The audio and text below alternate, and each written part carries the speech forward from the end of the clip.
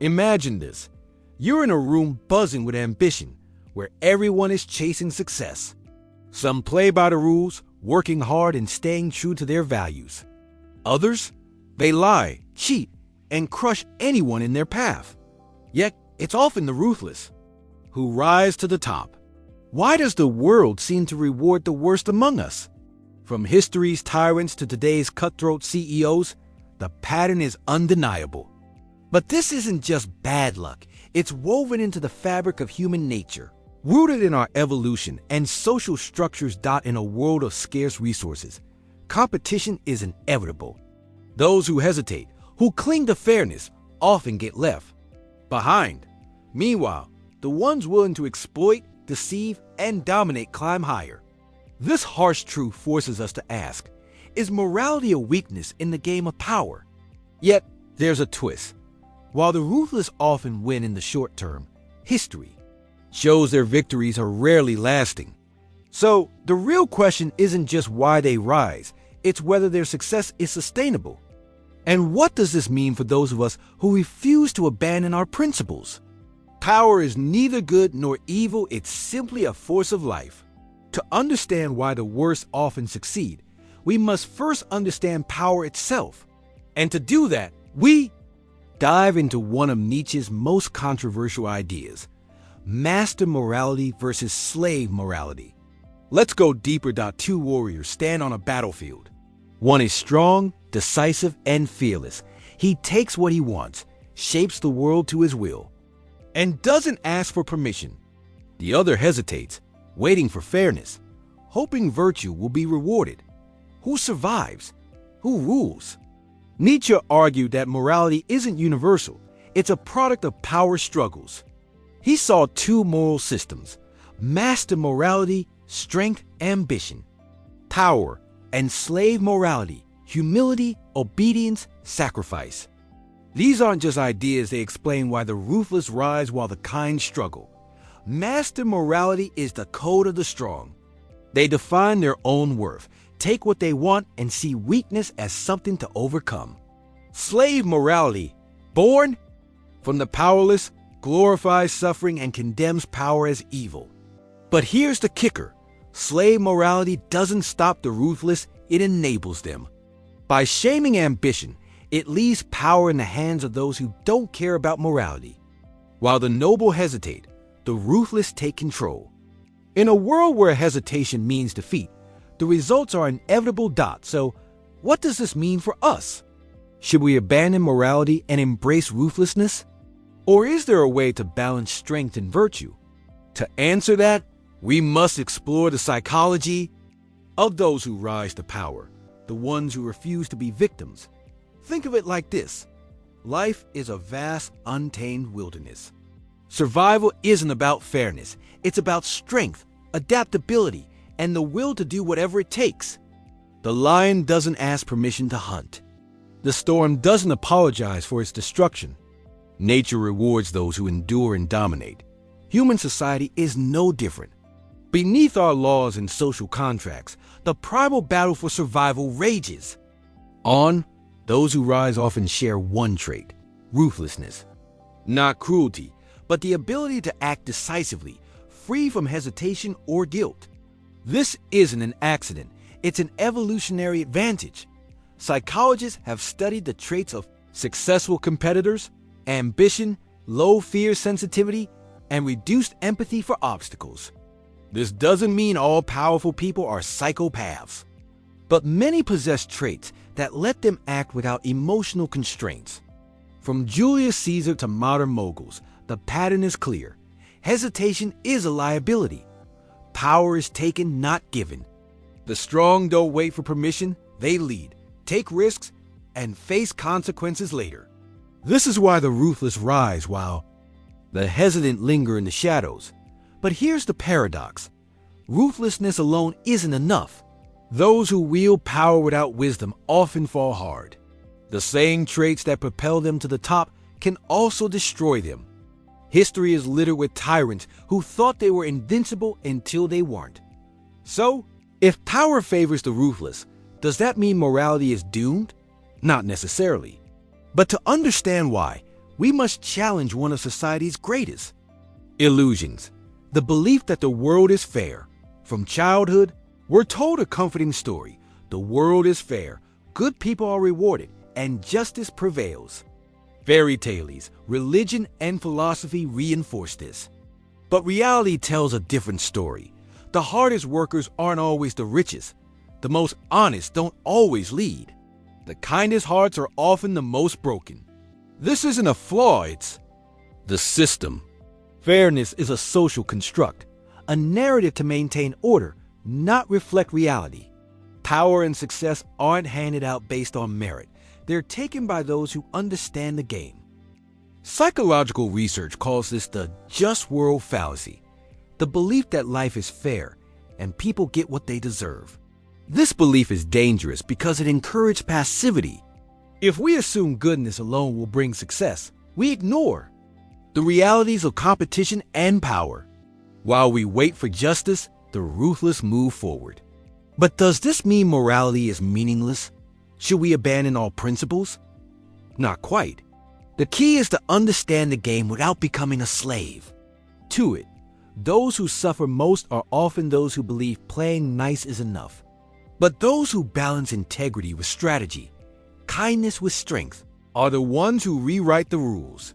The truth is this: fairness isn't something we can expect. It's something we must create, and that requires power. Nietzsche saw this struggle as fundamental to human existence. His answer wasn't to surrender to fairness or become mindlessly ruthless. Instead, he pointed to something higher, a way to transcend both weakness and cruelty. To understand this, we must explore his concept of the Übermensch, the individual who rises beyond morality, illusions, and limitations. Imagine standing at the edge of an abyss. Behind you is the world as it is, full of injustice, limitations, and societal pressures. Ahead lies the unknown, a path only the bold dare to take. Most hesitate, shackled by fear and doubt. But a few leap. These are the Übermensch, the ones who rise above, forge their own path, and redefine power on their own terms. Nietzsche's Übermensch isn't about brute strength or blind domination. It's about self-overcoming. They refuse to be victims, reject imposed morality, and shape their own destiny. At the heart of the Übermensch is the will to power, not control over others, but control over oneself. It's about embracing your deepest instincts to create, transform, and impose meaning on a chaotic world. While the weak are trapped by fear, the Übermensch moves forward, free from societal illusions. But here's the key: the Übermensch isn't ruthless for the sake of cruelty. Unlike tyrants who seek power out of insecurity, the Übermensch doesn't need validation. Their strength comes from within. They don't rely on deception or oppression because their power is self-generated, independent of external approval. This is why the worst may rise to power, but they never truly transcend. The ruthless play a temporary game, climbing through manipulation and force. The Übermensch plays the infinite game, building something greater than themselves. They are creators, not just takers. So, how do we embody this? How do we navigate a world that rewards the ruthless without becoming one of them? The answer lies in understanding power not as a weapon, but as a tool. The next step is learning to compete in a world that doesn't wait for the kind-hearted. You're in a high-stakes game where the rules are written by those who play to win at any cost. If you hesitate, if you assume fairness will protect you, you lose. This is the reality in business, politics, and life. The ruthless know this. They take what they want. But does that mean you must become like them to survive? Not necessarily. The mistake most make is believing they only have two choices: be ruthless or be a victim. But there's a third path, one that blends strategy with integrity, allowing you to compete without losing your soul. Nietzsche's philosophy wasn't about blind domination. It was about transcending weakness while staying authentic. The key is understanding power without being enslaved by it. Here's how. One of the biggest weaknesses is the belief that life should be fair. It shouldn't. It never was. The strongest competitors accept this early. They don't waste time complaining about injustice. They learn the rules and use them to their advantage. This doesn't mean abandoning ethics. It means recognizing that power is neutral, and those who understand it wield it best. Stop many fail because they assume kindness alone will bring success. But power is rarely given, it's taken. That doesn't mean becoming cruel, but it does mean understanding the minds of those who seek to exploit you. Strategic empathy means reading people deeply, recognizing their motives, and anticipating their moves. It lets you navigate deception without becoming deceptive yourself. Most people are controlled by fear of failure, rejection, standing alone. The Übermensch, however, develops internal power.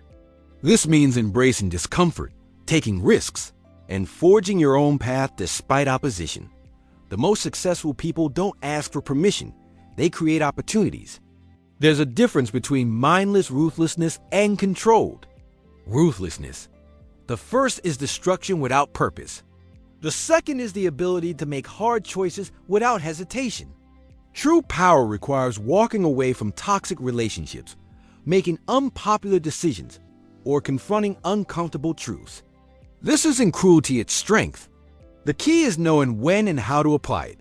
The ruthless often rise fast, but they also fall hard. Why? Because their power is built on exploitation, not creation. The true Übermensch builds.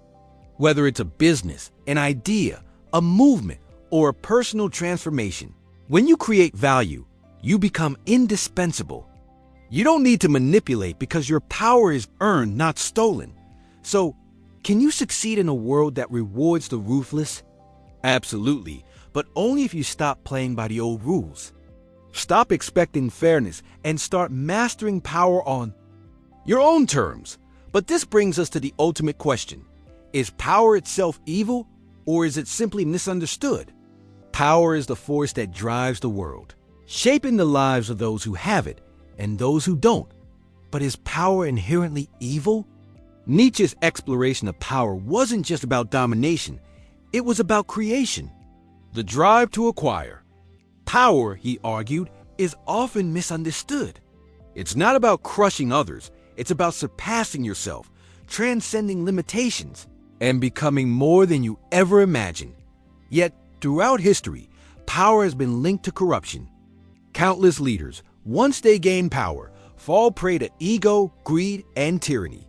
This paradox leaves us wondering, is power evil, or does it simply expose the worst in human nature? Nietzsche argued that power, in its purest form, isn't about harming others. It's about overcoming yourself, striving for greatness, and creating new values. It's about breaking free from societal constraints and defining your existence on your own terms. But does this mean everyone who seeks power is virtuous? Not necessarily. The path to power can lead to enlightenment or destruction. The difference lies in intent. Is the quest for power about imposing your will on others, or is it about self-overcoming and aligning with your highest aspirations? So, is power evil? Not inherently. It's a tool, one that, when wielded by someone with integrity, can lead to greatness. But when used for selfish gain or to oppress others, it reveals the darker side of human nature.